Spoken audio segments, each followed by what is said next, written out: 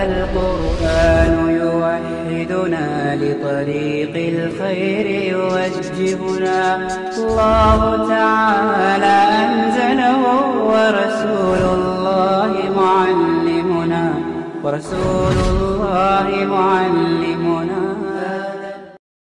بسم الله الرحمن الرحيم الحمد لله رب العالمين والصلاة والسلام على أشرف الأنبياء والمرسلين نبينا محمد وعلى آله وأصحابه أجمعين أما بعد.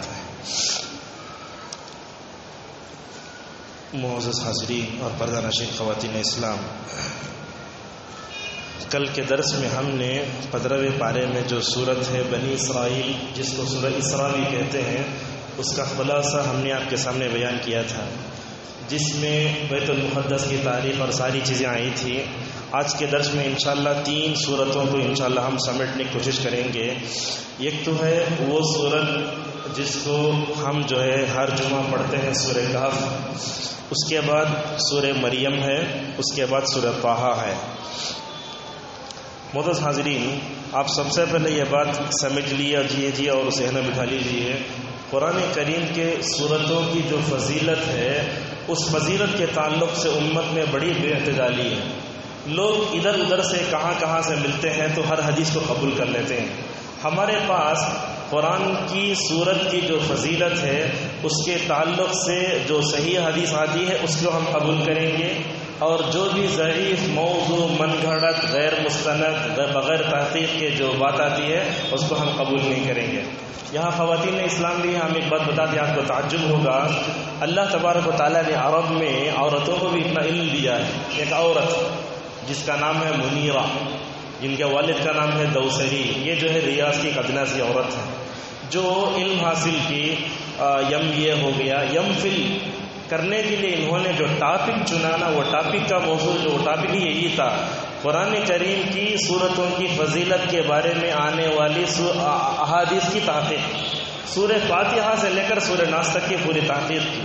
اب اس میں بتایا کہ 114 سورتوں سے متعلق سورت کا نام کیا، سورت کا جو ہے موضوع کیا، اس کے بارے میں آنے والی جو ہے حدیث کیا ہے، پوری جو ہے مکمل طور پر جمع ہے. اس کا نام ایسے عربی میں اسماء سور القرآن و فضائلها. یہ کتاب ملتی ہے، تقریباً 600 صفحات پر مشتمل ہے.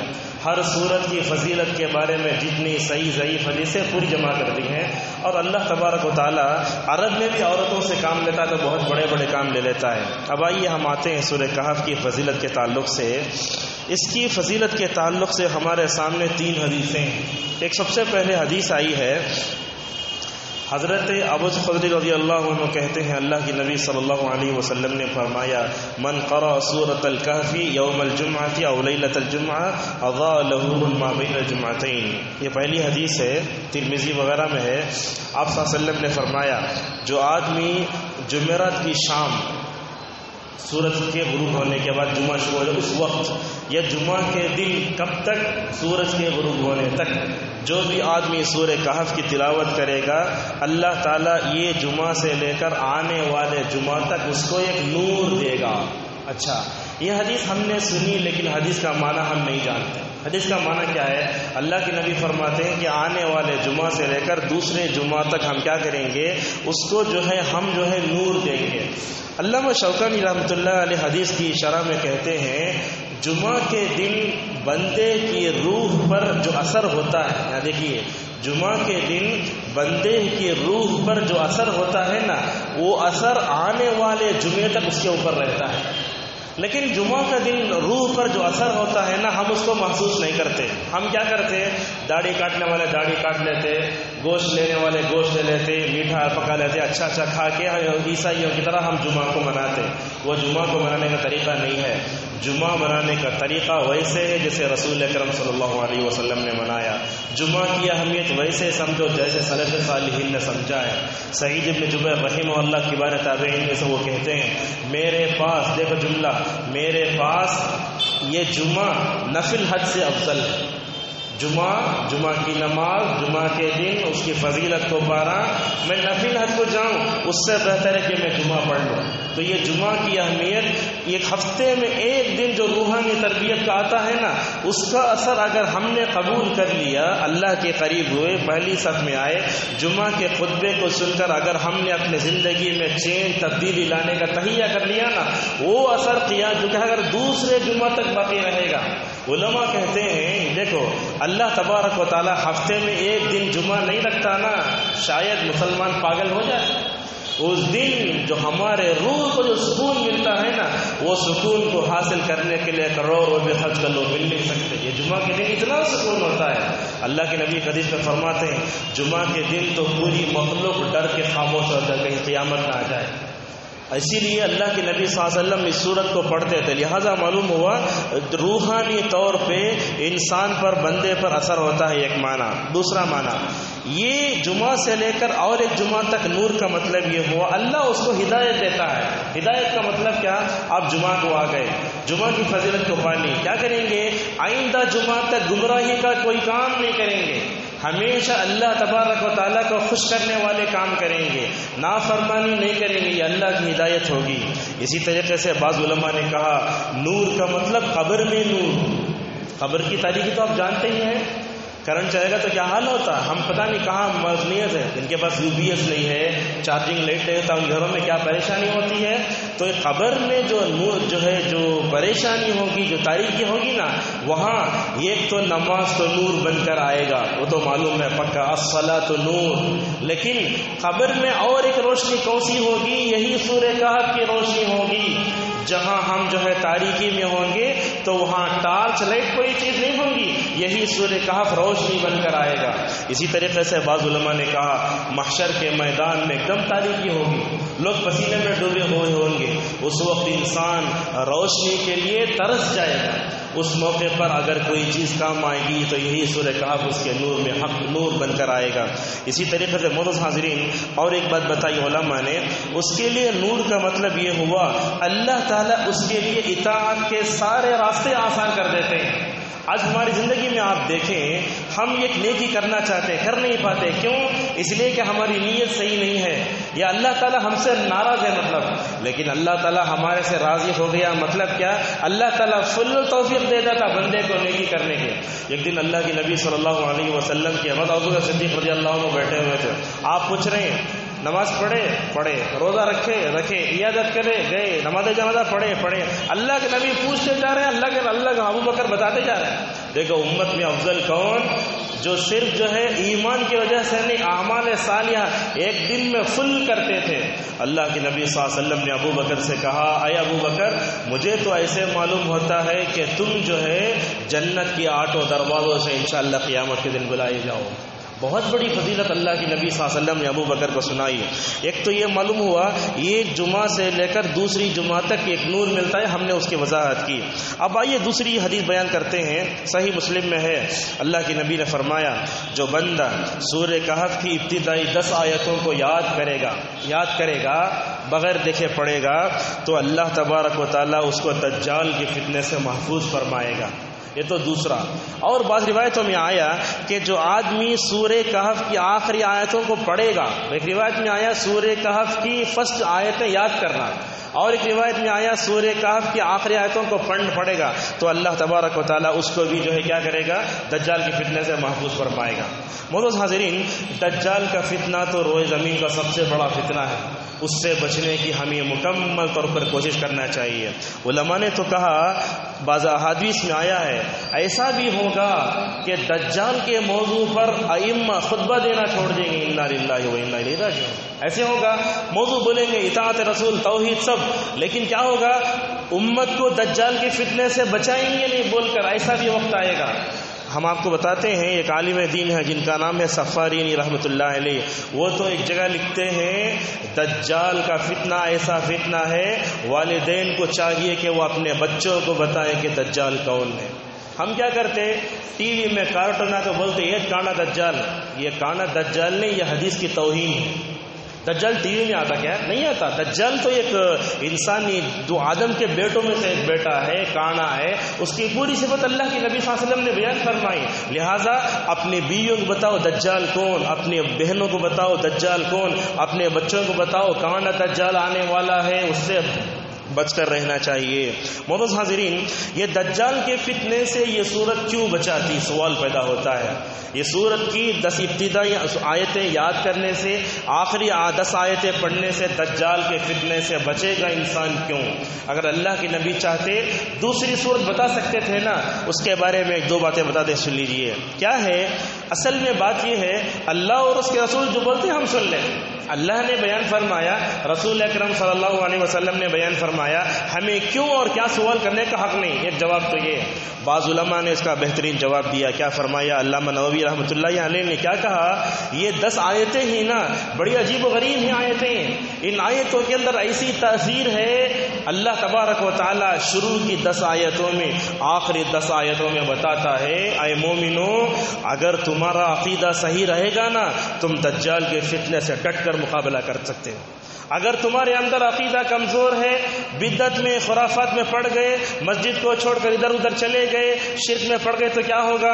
دجال کے فتنے سے تمہارے اندر جو ہے بڑھنے کی طاقت نہیں رہے گی. اللہ تبارک و تعالیٰ ان آیتوں میں بتاتا ہے. اور اس سے اچھی ایک بات، مشہور عالم دین عرب کے علامہ محمد بن صالح العثیمین رحمۃ اللہ علیہ بتاتے ہیں. وہ کیا کہتے ہیں؟ ذرا علمی چیز سمجھنے کی کوشش کریں. کیا کہتے ہیں؟ یہ سورہ کہف کی 10 آیتیں دجال کے فتنے سے بچاتی کیوں ہیں؟ وہ کیا بولتے ہیں؟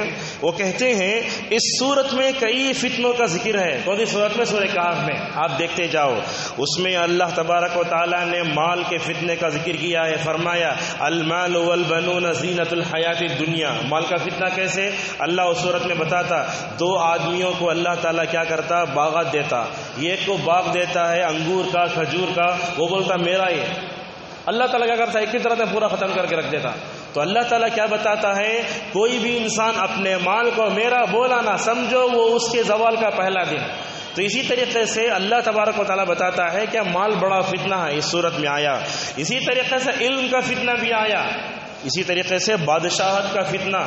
معلوم جانتے ہیں یہ کرسی، یہ عہدہ، یہ پوسٹ انسان کے لیے فتنہ ہے. کیوں؟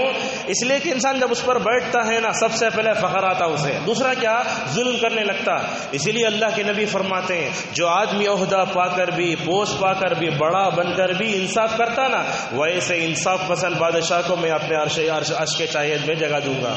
تو اس میں مال کا فتنہ بھی ہے، علم کا فتنہ ہے، جو ہے بادشاہت کا فتنہ بھی ہے، یأجوج ماجوج کا فتنہ بھی ہے. اس میں کہا ان 4 فتنوں میں سب سے بڑا فتنہ دجال کا فتنہ ہے. کیسے سمجھاتے ہیں؟ دیکھو، ایک تو ہے مال کا، علم کا، بادشاہت کا، یاجوج ماجوج کا.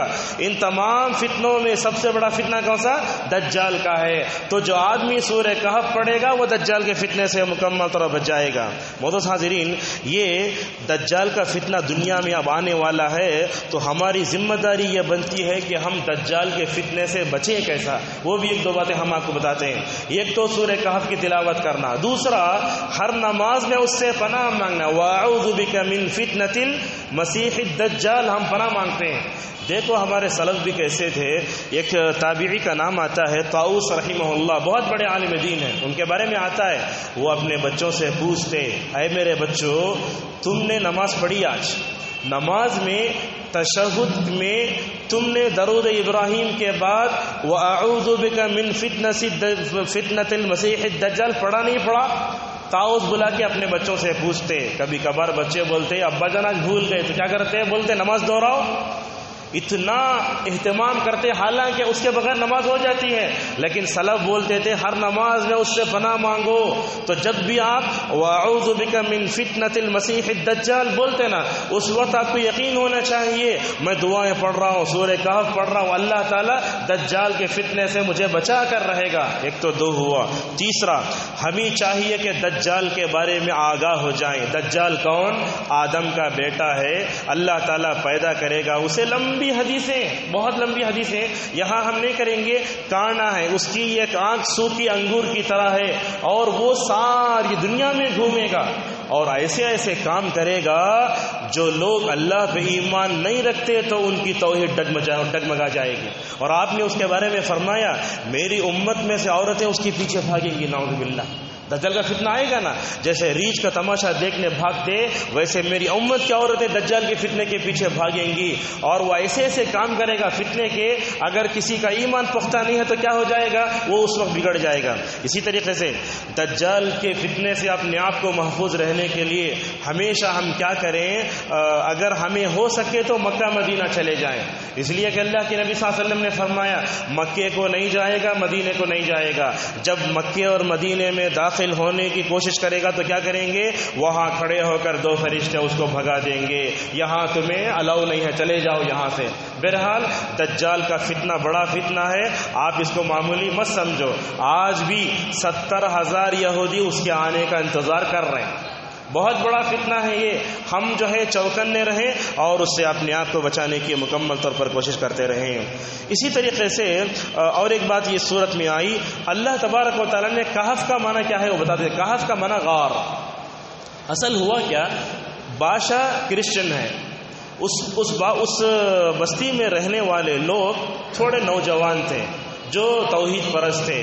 اب کیا کیا, ان کرسچنوں نے سارے مسلمانوں کو پریشان کرنا شروع کیا, جیسے ہوتا ہے امریکہ وغیرہ میں. تو کیا کیا, ان لوگوں نے مسلمانوں کو پریشان کرنا شروع کیا. یہ 7 نوجوان تھے پورے, یہ 7 نوجوان پورے مل کر جو ہے ایک دن فیصلہ کیے اگر ہم یہاں رہے تو یہ لوگ ہم نہ کرسچن بنا لیتے, یہاں سے ہم چلے جانا. لہذا کیا کیے لوگ, آبادی کو چھوڑ کے, بادشاہ کو چھوڑ کے, کھانا پینا چھوڑ کے پورا ایک پہاڑ کے غار میں جا چلے گئے اوپر.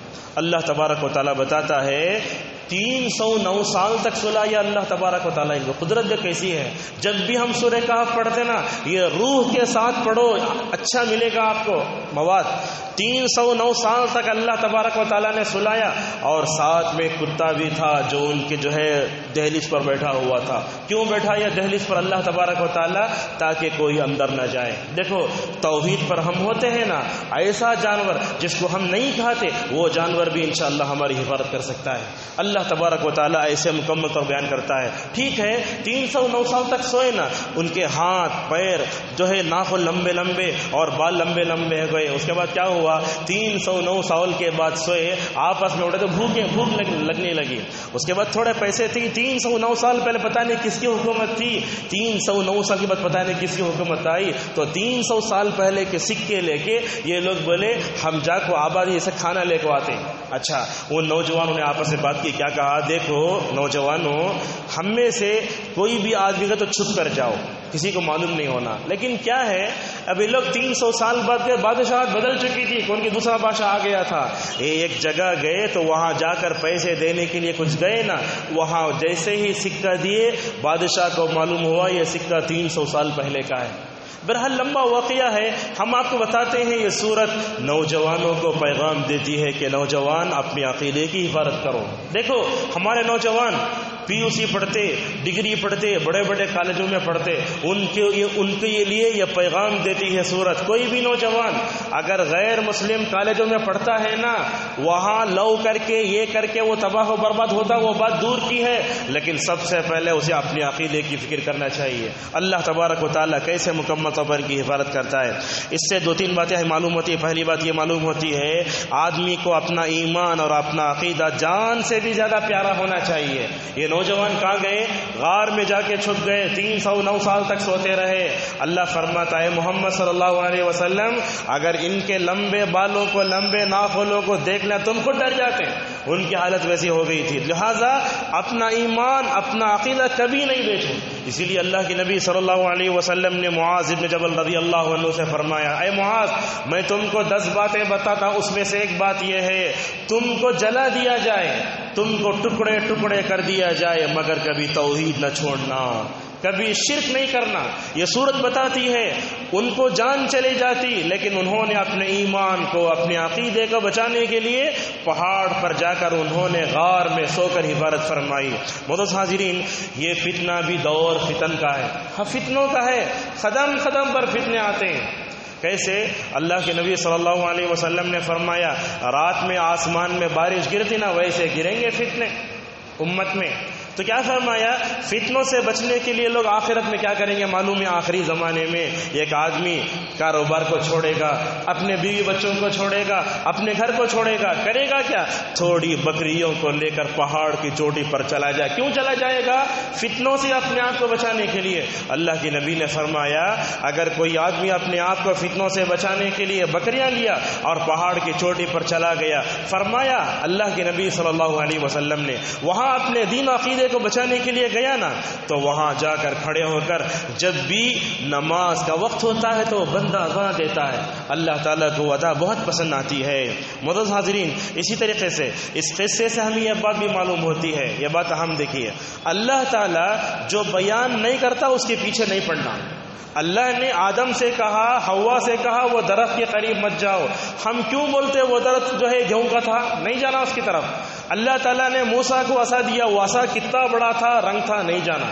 اللہ تعالیٰ نے جس کو مبہم رکھا اس کو واضح نہیں کرنا۔ تو یہاں اللہ تبارک و تعالیٰ نے یہ نہیں بتایا کہ وہ غار کہاں تھا، وہ مشرق میں تھا، مغرب میں تھا، کون سے سن میں ہوا تھا، نہیں بتایا۔ اللہ بتایا نوجوان اپنے عقیدے کی حفاظت کرنے کے لیے وہاں گئے، اتنی عبرت لے لو، ورنہ غلط چیزیں جو ہے تم اپنی طرف سے بیان نہ کرو۔ معزز حاضرین، اسی طریقے سے اس صورت میں ایک بات یہ بھی معلوم ہوتی ہے، نوجوانوں کو اپنی عقیدے کی حفاظت کرنا چاہیے۔ آج دیکھیے نوجوانوں کا عقیدہ کیسے ہے، نوجوان مسجد کو نہیں آتا، جا کے قبروں کے پاس ہوتا ہے، انگوٹھیاں اس کے ہاتھ میں کڑا، دھاگے، پتہ نہیں، بس مختصر ہم بولتے ہیں اگر نوجوانوں کو عقیدہ دیکھنا چاہے تو آٹو کو دیکھ لو کافی، HKGN پتہ نہیں کیا کیا لکھا رہتا ہے، یا علی المدد، یہ سب کیا ہے؟ شرک ہے۔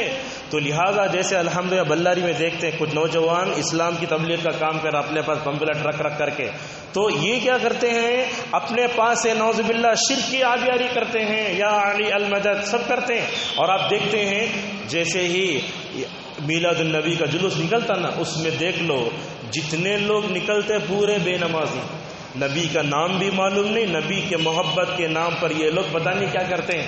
اگر اس میں کوئی حادثہ ہو گیا تو مر گئے، بولتے ہمارے نبی کے نام پر یہ نوجوان شہید بھی ہو گیا، نعوذ باللہ۔ تو ہم بتاتے ہیں نوجوانوں کا عقیدہ صحیح ہونا چاہیے۔ ایک مثال دیتے دیکھیے، حضرت عبداللہ بن مسعود رضی اللہ عنہ، بڑے جلیل قدر صحابی، ایک دن وہ اپنے بیوی کے ہاتھ میں دیکھتے ہیں تاگا بندھا ہوا ہے، پوچھا عبداللہ کے مسعود نے کیا ہے یہ؟ تو کہنے لگے میں اپنی امی کے گھر کو گئی تھی تو وہاں ہمارے گھر والوں نے جادو کر کے کچھ بنا ہے۔ حضرت عبداللہ بن مسعود نے فوراً اس کو کاٹا اور بولے عبداللہ کی فیملی شرک سے پاک ہے۔ تو معلوم کیا ہوا، شوہر کو چاہیے کہ وہ اپنے عقیدے، اپنے بیوی کے عقیدے کو درست کرنے کی کوشش کرے، اسی طریقے سے بیوی کو بھی چاہیے کہ وہ اپنے شوہر کے عقیدے کی درست کی کوشش کرے۔ تعویذ ڈالنا، لچھا ڈال لینا، کڑے ڈالنا، بچپن سے ہی بچوں کو اگر آپ ان کا عقیدہ بگاڑے تو بڑے ہو کر کیا بنتے، وہ بڑے ہو کر قبروں، آستانوں، مزاروں کے پاس جانے کے لائق بنتے۔ لہذا نوجوانوں کے عقیدے کی مکمل طور پر حفاظت کرو۔ اور اس سے ایک بات یہی معلوم ہوتی ہے، ہر چیز کا علم اللہ تبارک و تعالیٰ کو ہے، اور جو اللہ جس کی حفاظت کا یہ بندہ لے لیتا، جو اللہ تعالیٰ جس چیز کی حفاظت کا ذمہ لے لیتا ہے اس کو کوئی جو ہے کیا نہیں کر سکتا، غارت نہیں کر سکتا۔ ان نوجوانوں کو دیکھو جا کے چھپ گئے کہاں، غار میں، لیکن 309 سال تک دنیا نہ ان کو جان سکی، نہ ان کو مار سکی، اور نہ ان کو غارت کر سکی۔ جو اللہ کا ہو جائے اللہ تعالیٰ جو ہے کبھی بھی اس کو ضائع نہیں کرتا۔ اور اس سے ایک بات یہ معلوم بھی ہوتی ہے، ہدایت صرف اللہ سے مانگنا چاہیے۔ اور سورہ کہف کی آخری بات، دوستی کا اثر بڑا ہوتا ہے انسان پہ۔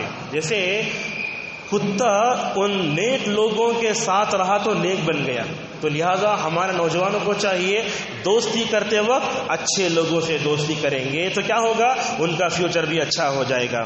اور سورہ کہف میں اور ایک بات آئی، حضرت موسیٰ اور خضر کا واقعہ آیا لمبا، اس میں ہم شارٹ ایک بات بتاتے ہیں آپ کو۔ موسیٰ اور خضر علیہ السلام، موسیٰ کو اللہ نے خضر کے پاس بھیجا، جاؤ علم حاصل کرو۔ تو اللہ تعالیٰ وہاں فرماتا ہے گئے موسیٰ خضر ملے تو خضر علیہ السلام نے ایک شرط رکھی، بولے میں تم کو 3 باتیں بتاؤں گا لیکن تمہیں صبر سے رہنا۔ تو اس واقعے کو رکھ کر علماء نے کہا کہ علم حاصل کرنے کے لیے بڑا صبر چاہیے۔ یہ دیکھیے ہم 10 بجے درس شروع کیے نا، اب 10:30 ہونے آ رہے ہیں، آپ صبر سے بیٹھے ہیں۔ علم حاصل کرنے کے لیے صبر کی ضرورت ہوتی ہے، صبر کیے بغیر علم حاصل نہیں ہوتا۔ دیکھیے مدرسوں میں علماء کتنے کی فصل پڑھتے ہیں آپ کو معلوم ہے؟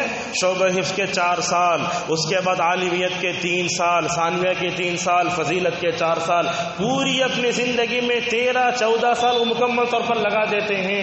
لہٰذا علم حاصل کرنے کے لیے مکمل طور پر صبر کرنا چاہیے۔ سورہ مریم کا آغاز ہوا، سورہ مریم میں ایک بات بتا کے آگے بڑھتے ہیں۔ اللہ تعالیٰ اس میں فرماتا ہے حضرت ابراہیم علیہ السلام اپنے کافر باپ کو نصیحت کرتے ہیں۔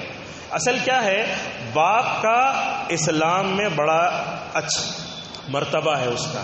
باپ کافر ہے، بدعتی ہے، پرلے درجے کا ہونے دیجئے، لیکن باپ کی اہمیت اسلام میں بہت ہے، لیکن ماں کے بعد درجہ ہے اس کا۔ اللہ کے نبی صلی اللہ علیہ وسلم ایک حدیث میں کہتے ہیں کہ والد جو ہے جنت کے دروازوں میں سے ایک درمیانی دروازہ ہے۔ جیسے کہا گیا ماں اور خالہ کے خدموں کے جنت ہے نا، ویسے اسی طریقے سے یہ باپ کیا ہے؟ جنت کے دروازوں میں سے درمیانی دروازہ ہے۔ اللہ کے نبی فرماتے ہیں اگر تم چاہو تو اس کو ضائع کرو، چاہو تو اس کی حفاظت کرو۔ کیا مطلب ہے؟ علماء لکھتے ہیں باپ کی خدمت کر کے ایک بندہ جنت کو جانے کا ذریعہ بن سکتا ہے۔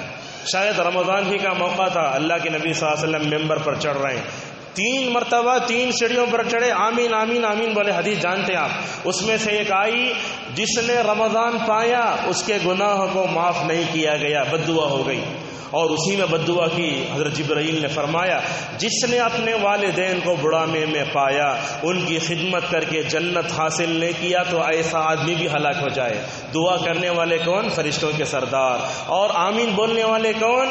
رسولوں کے سردار نبی کریم صلی اللہ علیہ وسلم۔ معزز حاضرین، باپ کا احترام ضروری ہے۔ دیکھو کافر باپ ہے، بت بناتا ہے، کافر ہے پکا، لیکن ابراہیم کیسے الفاظ سے خطاب کرتے ہیں؟ اے میرے ابا جان، یہ الفاظ میں دیکھو۔ اس طریقے سے دیکھو اسماعیل علیہ السلام جب ابراہیم خواب میں دیکھتا نا بیٹے میں تم کو ذبح کر رہا ہوں، اس وقت بولتے یا ابت افعل ما تؤمر، اے ابا جان جو کچھ تم دیکھتے ہو کر گزرو۔ لہذا باپ کا بڑا درجہ ہے اسلام میں۔ آج کیا ہوتا ہے؟ باپ کو ہم معاشرے کے ایک عام مرد کی طرح بات کرتے ہیں، پیسہ نہیں دیا جھڑکنا، اگر وہ وہاں شادی نہیں کر تو جھڑکنا۔ یہ دیکھو حضرت عبداللہ ابن عمر رضی اللہ عنہما ہے، کہیں جو ہے عمر نے ان کی شادی کی، عمر بہو لائے اپنے گھر میں، لیکن جو ہے سسر کو بہو پسند نہیں آئی۔ عمر نے کہا اپنے بیٹے سے ابن عمر طلاق دے دو۔ آج کے لوگ کیا بولیں گے؟ شادی کر کو لائے سو تمہیں اپنے واسطے کی میرے واسطے کی، لیکن ابن عمر ویسے نہیں تھے۔ کیا بولے ابن عمر؟ ٹھیک ہے ابا جان، اگر آپ کہتے ہیں تو میں طلاق دے دیتا ہوں۔ یہ اچھی عورت نہیں جس کے اندر اخلاق نہیں، عقیدہ نہیں، سب نہیں، اگر ویسے عورت یہ گھر کے اندر آتی ہے نا وہ گھر کے پورے ماحول کو بگاڑ کے رکھ دیتی ہے۔ حضرت عمر رضی اللہ جب نے کہا نا ابن عمر رضی اللہ عنہما نے طلاق دے دی، وہ آگے کی زندگی میں بولتے میں نے اپنے باپ کی نصیحت پر عمل کیا نا اس کا اثر میں نے اپنی زندگی میں دیکھا، میں نے اپنی بیوی بدلی اپنے باپ کے کہنے کی وجہ سے، اللہ تبارک و تعالیٰ نے میری زندگی کو مکمل اچھا کر دیا۔ معزز حاضرین، نماز انسان کو نفسانی خواہشات سے روکتی نا، لیکن آج ہم دیکھتے نماز پڑھتے گانے بھی سنتے، نماز پڑھتے فلم بھی دیکھتے، نماز پڑھتے غیر لڑکے چاٹنگ بھی کرتے، بالآخر کیا ہے یہ؟ اللہ فرماتا ہے ان الصلاۃ تنہی عن الفحشاء والمنکر، نماز انسان کو منکرات سے روکتی ہے۔ اللہ تعالیٰ کا فرمان صحیح تو ہے نا، لیکن کیا دیکھ رہے ہیں آج امت مسلمہ میں نمازیں بھی پڑھی جا رہی ہیں، دوسری طرف غلط چیزیں بھی ہو رہی ہیں۔ کتنا اچھا سمجھایا ابن عباس رضی اللہ عنہما نے، یہ جب بھی ہم نماز پڑھ رہے ہیں اگر غلط کاموں سے نہیں روک رہے تو اس واقعے کو یاد کر لو، ہمارے زندگی میں انقلاب آ جائے گا۔ ایک آدمی اگر کیا کہنے لگا ابن عباس سے، اے ابن عبداللہ ابن عباس، اللہ فرماتا ہے بے شک نماز انسان کو فحش برائیوں سے روکتی ہے، میں دیکھتا ہوں کہ نماز پڑھنے والا جو ہے غلط بھی کر رہا ہے، زنا بھی کر رہا ہے، سب کر رہا ہے۔ کتنی بہترین تربیت کی اللہ کے نبی نے اس صحابی کی، بڑا بہترین جواب دیا۔ کیا کہا؟ اے اللہ کے بندے سن، یہ آیت صحیح ہے لیکن انسان کا عمل جھوٹا ہے، تو ہم جو نمازیں پڑھ رہے ہیں نا یہ ہماری جھوٹی نماز ہے جو ہم کو برائیوں سے نہیں روک رہی ہیں۔ اگر حقیقت میں ہماری صحیح نمازیں ہو جائیں گی نا کوئی بھی نوجوان، کوئی بھی امت کا آدمی بگڑے گا نہیں۔ ہم کیا کر رہے ہیں؟ نمازوں کو ورزش کی طرح پڑھ رہے ہیں، تو ورزش کی طرح پڑھے جانے والی نمازیں کیسے انسان کو برائیوں سے روک سکتی ہیں؟ اس صورت میں اور ایک بات آئی، اللہ تبارک و تعالیٰ اس میں فرماتا ہے دیکھو پل صراط سے گزرنا بھی ہے. وَإِن مِّنكُمْ إِلَّا وَارِدُهَا. یہ پل صراط کیا ہے؟ جہنم کے اوپر ایک برج ہے. دنیا میں کہیں برج گرتا ہے تو کیسی پریشانی ہوتی ہے، کتنے لوگ مرتے ہیں، اس کو بننے کے لیے کتنے سال لگ جاتے ہیں. وہ یاد کرو اس وقت کو. یہ پل صراط ہے نا، جیسا اس کے بارے میں مشہور ہے، یہ تلوار سے زیادہ تیز اور جو ہے بالکل سوئی سے زیادہ باریک، اتنا باریک ہے یہ. اس کے اوپر چلنا ہے. اللہ کے نبی صلی اللہ علیہ وسلم نے فرمایا سب سے پہلے پل صراط سے گزرنے والا میں. مخلوق میں سب سے پہلے اللہ کے نبی گزر جائیں گے، دوسرے انبیاء گزریں گے. گزرتے ہوئے ان کے زبانوں پر جو الفاظ ہوں گے اس سے خود اس کی ہولناکی کا اندازہ ہوتا ہے. کہیں گے اللہم سلم سلم، رب بچا لے رب بچا لے. کہیں اس کے اوپر چلتے ہوئے ہم نہ گزر جائیں. یاد رکھیں انسان کا عمل جتنا نیک ہے نا اتنا ہی وہ تیزی سے گزرے گا. انسان کا عمل جتنا برا ہے اتنا ہی وہ اٹک اٹک کر جائے گا. کچھ لوگ تو بجلی کی چمک کی طرح گزر جائیں گے، کچھ لوگ تیز گھوڑے جیسے دوڑتے ہیں ویسے ہو جائیں گے. لیکن جو گنہگار ہوگا اٹکتا اٹکتا جائے گا، لیکن کافر تو جاتا جہنم میں گر جائے گا. یہ پل صراط ہے. اس کے بارے میں اللہ فرماتا ہر ایک کو گزرنا ہے. گزرنا کیسے؟ مومن تو گزر جائے گا لیکن کافر کیا ہوگا؟ کافر جو ہے وہ گرے گا.